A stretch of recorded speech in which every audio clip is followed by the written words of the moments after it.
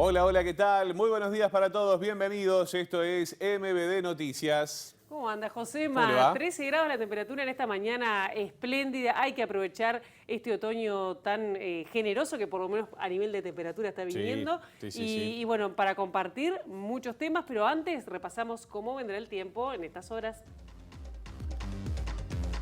Usted dijo 13 grados la temperatura a esta hora, 12 era la mínima para hoy. ¿Qué va a pasar con la máxima? Será de 26 grados para este miércoles 6 de abril. Para mañana jueves 7, mínima de 13, máxima de 25, cielo nuboso y algo nuboso. No aparecen precipitaciones, por lo menos en el día jueves tampoco, ¿no? Y el viernes tampoco, porque el cielo se prevé que estará nuboso durante toda la jornada. 14 y 25 las temperaturas extremas previstas por meteorología.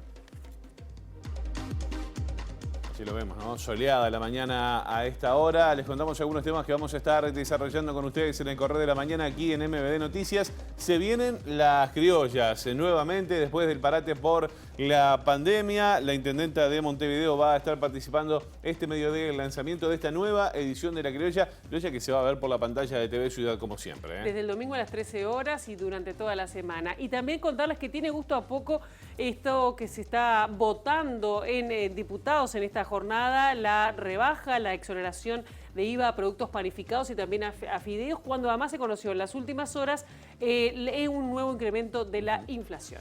También vamos a estar hablando del fin de la emergencia sanitaria. El gobierno decidió firmar el decreto ayer 5 de abril que pone fin a la emergencia sanitaria declarada el 13 de marzo de 2020. La Intendencia también emitió un comunicado con nuevas medidas a propósito de este fin de emergencia sanitaria, ¿eh? Exactamente, estos temas los vamos a traer más adelante. Ahora repasamos cómo vendrán las calles de Montevideo con algunos cortes previstos por el Centro de Gestión de Movilidad. Sí, por ejemplo, Ramos entre Solano López y Carlos Layemán, desde las 7:30 de la mañana está cortada por tareas de saneamiento. Esto será hasta el 8 de abril y será de 7:30 a 15:30 horas. Francisco Vidal desde Francisco Solano Antuña hasta Juan María Pérez, también hasta las 2 de la tarde va a estar cortado. Y Canelones entre Río Negro y Julio Herrera por tareas de saneamiento hasta las 4 de la tarde. ¿Quiere que le tire una más? Una. Guadalupe entre San Martín y Marsella, desde las 8 de la mañana, desde ahora hasta las 5 de la tarde por trabajos de hormigonado.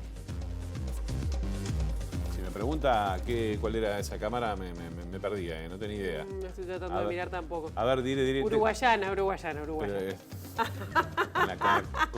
con la cucaracha es más fácil. Usted dice que es Plaza Cuba, por ahí. Anda cerquita, por Uruguayana y Boulevard. Frente a Plaza Cuba, Nos exacto. dice el amigo Fede Chulkovic. Casi. Ahí está. Es verdad, el comienzo de los accesos. Sí, exacto. Muy bien. Bueno, así las cosas.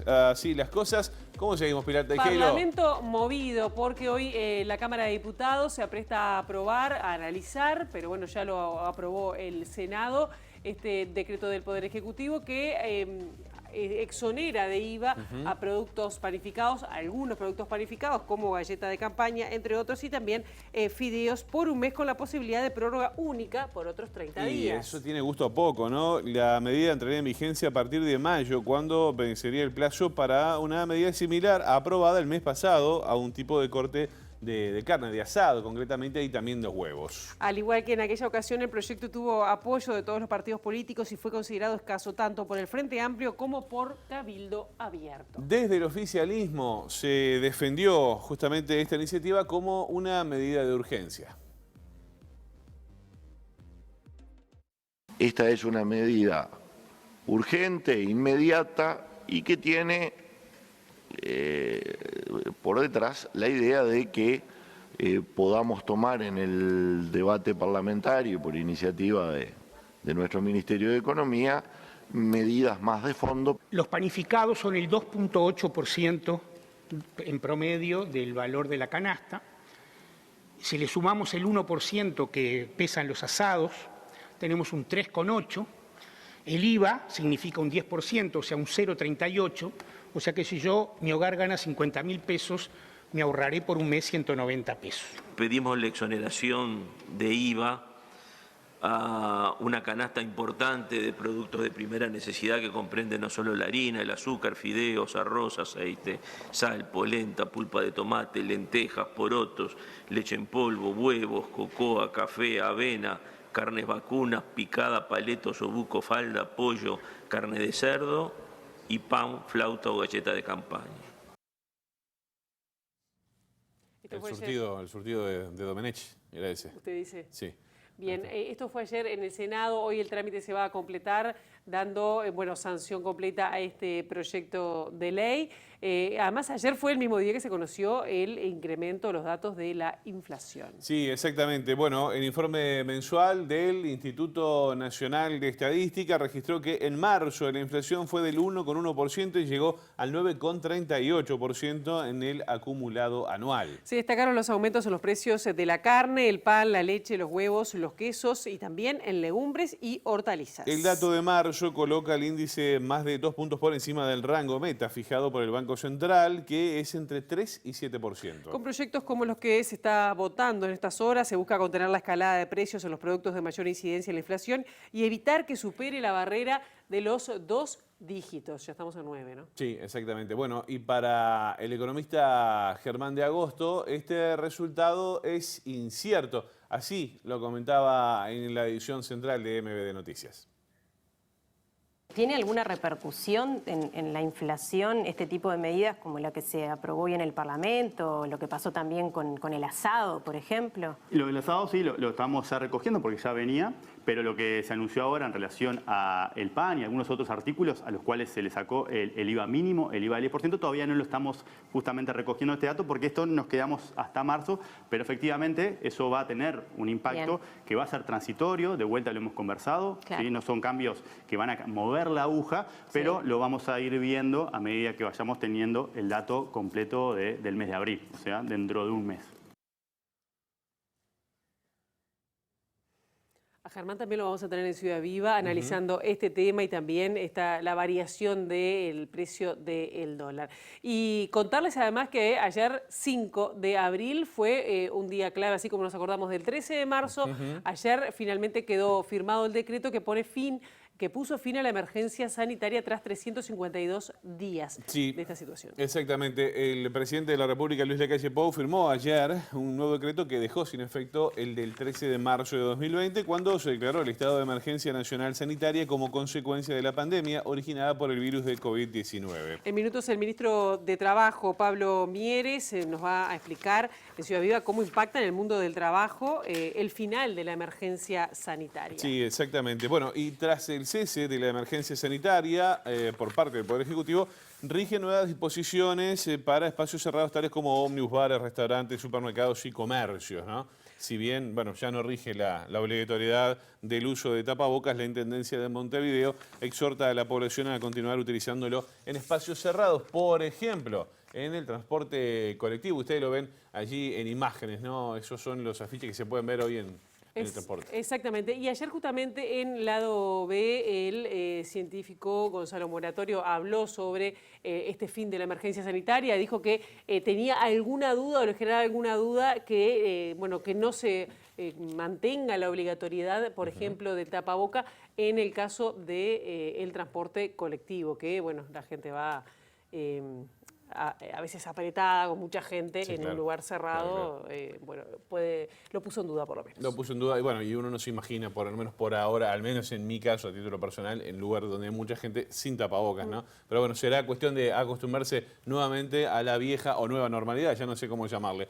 Hay otros asuntos para seguir analizando en este MBD Noticias. Exactamente, sí, porque el sindicato de docentes de formación docente se emitió un comunicado en las últimas horas con una mirada bien crítica, una resolución que quedó fija con el referéndum del 27 de marzo respecto a la acreditación de títulos universitarios, digamos, a los actuales docentes o a los que están cursando para dar clases, ¿no?, de profesorado. Sí.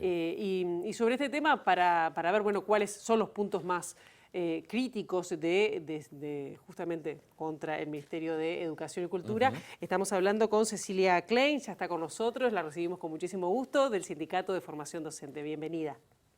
Buenos días, muchas gracias por la invitación. ¿Cuáles son los puntos centrales que ustedes no están de acuerdo con esta acreditación de los títulos universitarios a nivel de docentes?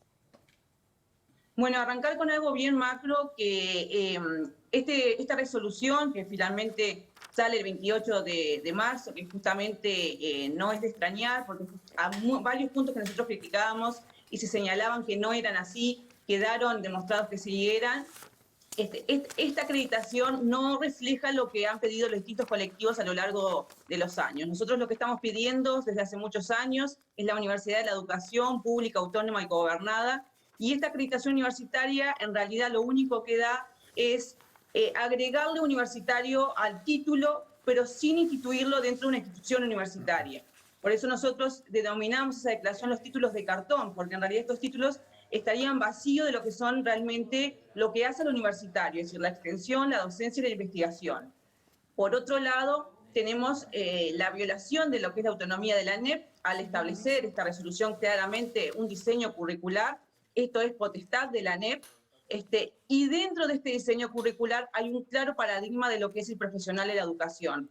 No solo hay una reducción de horas, sino que hay un gran cambio en cuanto a la distribución de estas horas, perdiendo la didáctica un importante rol, algo que es orgullo de la formación docente a nivel internacional, pierde muchísimas horas lo que es la didáctica práctica, esa práctica de ir al aula y conocer y desarrollarse como docente en el territorio, pero también hay otras disciplinas que se pierden, como es lo específico, hay muchísimas horas que se pierden, y también aquellas asignaturas como son sociología de la educación, historia de educación, que hacen a la formación del docente en sí mismo. Klein, ¿entienden que hubo una violación a los estatutos de la ANEP, por ejemplo? Sí, hay una clara violación, porque en realidad al establecer el MEC, el diseño curricular, no está respetando la autonomía. Es potestad de la ANEP crear estos diseños curriculares, los planes en sí mismos, y si se habla desde el Ministerio que hubo comunicación, esto no existió con ninguno de los colectivos que estábamos, tanto desde estudiantes, docentes, egresados, y de hecho hay ciertos planes que se vinieron trabajando del 2016 al 2019 que no se tomaron en cuenta para este diseño curricular. Klein, ¿qué pasa? El comunicado refiere a la acreditación universitaria, pero ¿qué pasa con los docentes que ya están titulados, que ya están trabajando? ¿En qué situación quedan? ¿También se les acredita este título? No, de hecho, una de las cuestiones que se les planteó es que no hay nada referido al tema de los egresados. En ese sentido, no se sabe qué pasaría con todos los que ya hemos egresado de formación docente, pero hay una cuestión incluso para los que están estudiando que es muy grave. Nosotros ya habíamos denunciado que tanto lo que planteaba el decreto reglamentario como este de ahora plantea una fragmentación de la institución. ¿Qué queremos decir con esto? Yo tengo matemática en diferentes centros del país. Puede ser que matemática logre, a través de estos requisitos, poder acreditar lo universitario en algunos centros y otros no. Por lo tanto, voy a tener egresados de algunos centros que sí podrían ser universitarios y otros no. Pero esta resolución incluso lo hace más grave, porque ya no es a nivel de sedes, sino que lo hace a nivel de individual. Yo puedo tener estudiantes egresados que salgan del mismo lugar, pero que una vez que vayan a dar esa prueba final que va a establecer la INED, uno la apruebe y por lo tanto tenga el título universitario y otro no la apruebe y por lo tanto no tenga el título universitario. Es una fragmentación casi de individuo a individuo, lo cual es sumamente grave porque estamos entendiendo lo que hace el universitario y solamente una prueba sumativa y no los 4 años de formación. Bien, Cecilia Klein, muchísimas gracias por estos minutos para MBD Noticias del Sindicato de Formación Docente. Gracias. Muchísimas gracias por la invitación. Muy bien, nosotros seguimos con otros asuntos. Les contamos que la Defensoría, la Red de Defensoría de Mujeres de la Federación Iberoamericana del Ombudsman realizó ayer un conversatorio sobre mujeres lideresas de la sociedad civil en representación de Uruguay. Participó Karina Ceballos, que es integrante del grupo de mujeres de la Coordinadora Nacional de Asentamientos, y allí planteó la ausencia del Estado. Ceballos dijo a MBD Noticias que en el marco de la pandemia a las mujeres se le duplicaron las tareas hogareñas y de cuidados. En ese sentido, se puso de manifiesto la falta de reconocimiento del Estado para estos fines, además de criticar la falta de apoyos económicos a los sectores más vulnerables en el marco de la pandemia.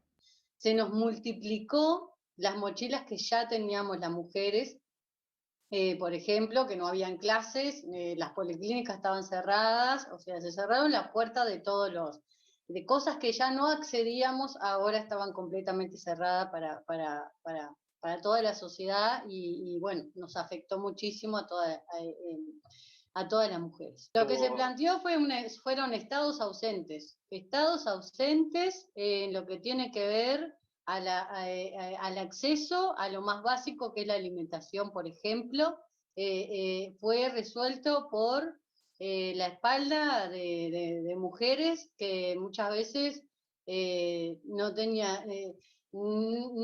podían acceder a nada y sin embargo nos estábamos brindando a la sociedad a través de cocinar en las ollas, a través de gestionar, a través de coordinar unas con otras, sosteniendo la vida como siempre lo hemos hecho, pero en esta oportunidad de una forma mucho más explotadora hacia las mujeres, ¿no? De la actividad, además de Uruguay, participaron mujeres referentes de la sociedad civil en representación de Perú, Honduras, República Dominicana y España. Nos vamos al contacto de nuestro compañero Luca Veloz, que se encuentra en la Ciudad Vieja. Luca, bienvenido, buenos días.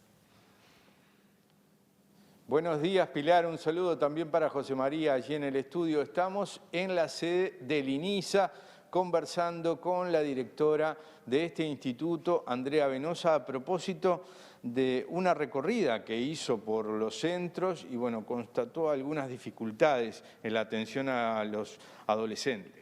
Sí, hace varios meses estamos constatando varias irregularidades que tienen que ver con la gestión del INISA y es el encierro, que sigue siendo uno de los componentes que está afectando a las adolescencias en conflicto con la ley, o sea, cada vez hay más encierro, menos actividades socioeducativas. En esto estamos en abril, tendríamos que haber empezado ya los cursos de secundaria, tenemos convenio con UTU, con secundaria, con organizaciones sociales que también dictan talleres y tenemos el problema de que no están yendo al liceo, o sea, hay una mala gestión dentro del INISA con lo que tiene que ver con locomoción, con las diversas cuestiones logísticas, está primando la seguridad más que el componente educativo, que es esencial en las medidas socioeducativas. ¿Qué porcentaje de jóvenes son los que tendrían que concurrir a los centros de enseñanza? ¿La totalidad? En realidad tendrían que concurrir la totalidad y por eso tenemos ese convenio con secundaria, que además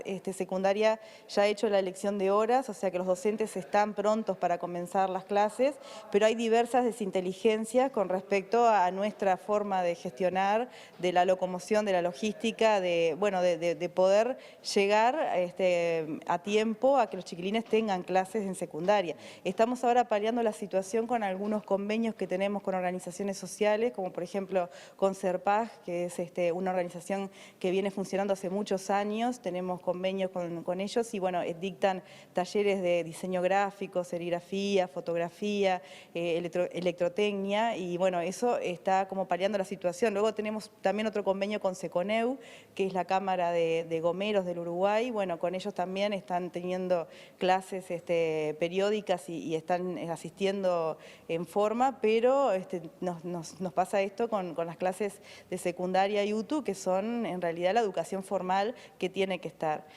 Esto también nosotros tenemos un observatorio en INISA que mide las horas de educación formal y no formal que tienen los chiquilines y nos alarma porque el observatorio está midiendo el año pasado y una hora, a veces en algunos centros menos de una hora de educación formal para cada adolescente.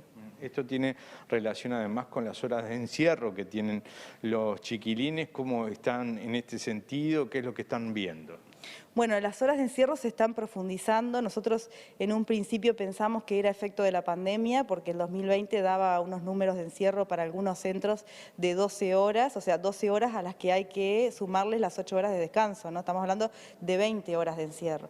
Entonces, eso nos alertó en principio, bueno, dijimos, la pandemia está afectando, los docentes no están llegando a los centros, pero luego la pandemia fue amenizando. Hoy en día ya no tenemos estado de emergencia ni pandemia y sigue habiendo viendo un alto índice de encierro, o sea, los indicadores de encierro siguen siendo iguales y peores que en la pandemia. O sea, estamos hablando de centros que tienen 12, 13 horas de encierro, a los que hay que sumarle las 8 horas de nocturnas, ¿no? del sueño. O sea, que quiere decir que los chiquilines no están haciendo actividad socioeducativa, que es el cometido básico que tiene el INISA y que además, si bien los adolescentes en conflicto con la ley están privados de su libertad ambulatoria, no están privados del resto de los derechos. O sea, el resto de los derechos a una alimentación saludable, a la educación, al esparcimiento, tiene que cumplirlo el INISA y eso es lo que no estamos cumpliendo. Eso tiene que ver directamente con la recuperación de estos adolescentes también. ¿Qué pasa con la alimentación? Usted hace algún tiempo, el año pasado, había denunciado algunas carencias. ¿Eso se solucionó?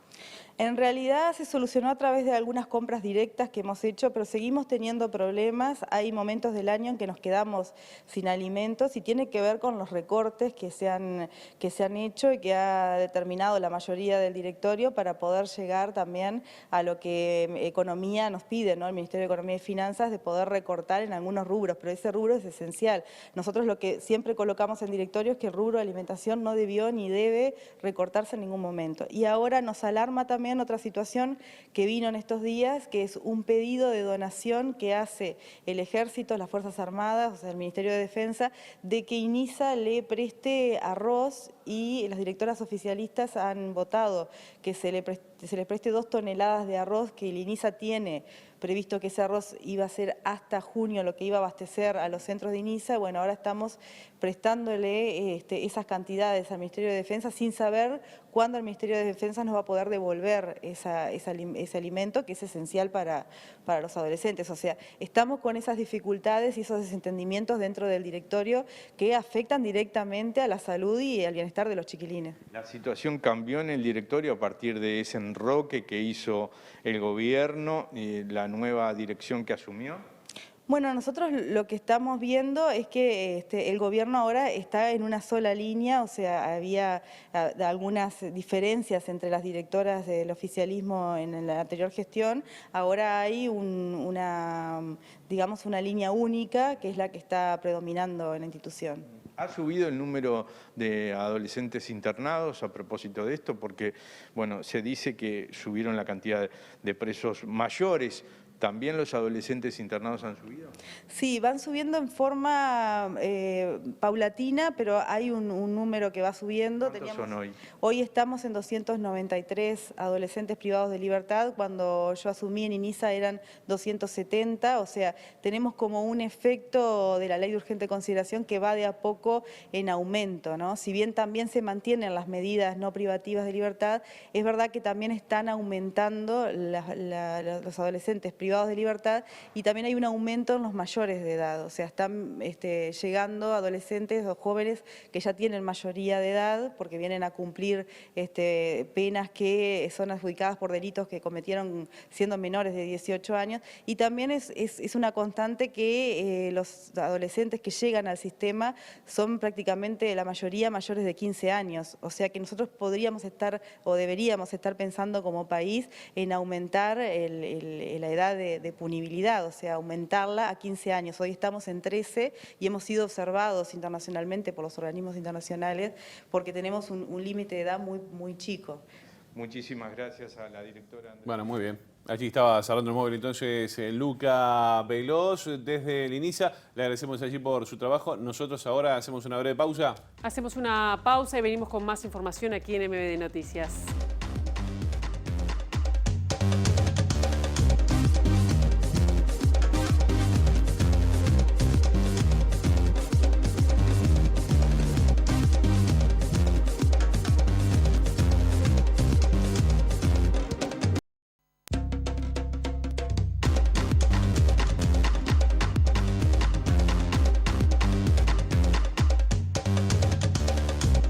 Grados la temperatura en Montevideo a esta hora. Seguimos desarrollando la información. Ayer a la noche la Junta Departamental de Canelones aprobó la posibilidad de que la Intendencia se endeude por unos 44 millones de dólares. Como se trata de un préstamo cuyo pago trasciende el actual periodo de gobierno, el oficialismo del Frente Amplio precisaba mayorías especiales que no contaba en la Junta. Sí, el año pasado, en una instancia similar, el intendente Orsi no logró el respaldo necesario, cosa que sí consiguió en el día de ayer. El edil Juan López del Partido Nacional sumó su voto al del oficialismo sobre la base de que con el dinero se harán obras e inversiones que favorecen a la gente. Sus compañeros de bancada lo tildaron de traidor e incluso se manejó la posibilidad de someterlo a un juicio político. En la edición del mediodía vamos a estar ampliando esta información con las voces de los protagonistas. Sí, esta situación se asemeja un poco a lo que está pasando en la Junta Departamental de Montevideo en el marco de las negociaciones que se ven realizando ya hace un tiempo con prórroga incluida del préstamo del BID para obras de saneamiento y también de limpieza. Bueno, vamos a seguir obviamente de cerca este asunto. Plazo que además termina en principio sobre el 25 de abril según se había adelantado con la prórroga. Y hoy va a haber novedades de cómo va a ser la Semana Criolla, Josema, ¿no? Ya arranca la criolla, será el lanzamiento de lo que será esta nueva Semana Criolla a las 18:30 en la Rocial del Prado. Va a tener la participación de la intendenta de Montevideo, Carolina Cose, y además, ya les contamos, va a haber transmisión de TV Ciudad el domingo a partir de las 13 horas. Se va a estar, realizando allí lo que es la inauguración y demás con todo eso que implica. Y después vamos a tener todos los días un programa diario a partir de las 13:30, pegadito a la edición en mediodía de MVD Noticias. Bien, y ahora vamos con informaciones internacionales. Ayer culminó la visita del presidente de Chile, Gabriel Boric, a Argentina. Sí, exactamente. Era su último día de visita en la República Argentina, además de firmar acuerdos de cooperación y plantear temas bilaterales como la disputa por la plataforma continental. El mandatario chileno tuvo varias intervenciones vinculadas a los derechos humanos y el terrorismo de Estado. En su agenda incluyó una recorrida por el sitio de memoria de la Escuela de Mecánica de la Armada, la ESMA, que ofició como centro de detención clandestino y tortura durante la dictadura argentina. Sí, ustedes ven imágenes allí, pero por allí también pasaron detenidos políticos y chilenos y de otros países de la región en el marco de la Operación Cóndor de coordinación represiva en la región. En la ocasión, y como lo están viendo en imágenes, el presidente de Chile estuvo reunido con integrantes de la organización de Madres de Plaza de Mayo. Algunos dicen, dejen el pasado de lado, olviden, no vuelvan a los viejos rencores, y nosotros les decimos no. No se trata de eso, porque si olvidamos se puede volver a repetir y porque nosotros somos parte de esta historia. Es estremecedor y a veces yo siento, siendo joven, tengo 36 años, de que hay quienes creen que recordar esto es meter el dedo en la llaga o cuestiones de esas características. Es para que no vuelva a pasar, para que no vuelva a pasar. Primero vamos a apoyar la candidatura de la EXMA a Patrimonio de la UNESCO, como Estado de Chile. Y, por cierto, vamos a trabajar no solo en la memoria, sino en la promoción actual, en este momento, de los derechos humanos de manera irrestricta, y lo hemos conversado con Alberto también en su promoción en todo el continente. Nos vamos, Josema. Sí, ¿Qué te parece? Señora, estamos en el final. Ya se viene Ciudad Viva, con mucho para compartir hasta las 10 de la mañana. Y nos vamos con una linda imagen de Montevideo. ¿Qué te parece? A ver qué tenemos, Ponche, señor director, miren lo que es la Rambla. Bueno, nos vamos con esa imagen de la Rambla, ¿le parece? ¿Cómo no? Nos reencontramos mañana con más noticias y seguimos con Ciudad Viva.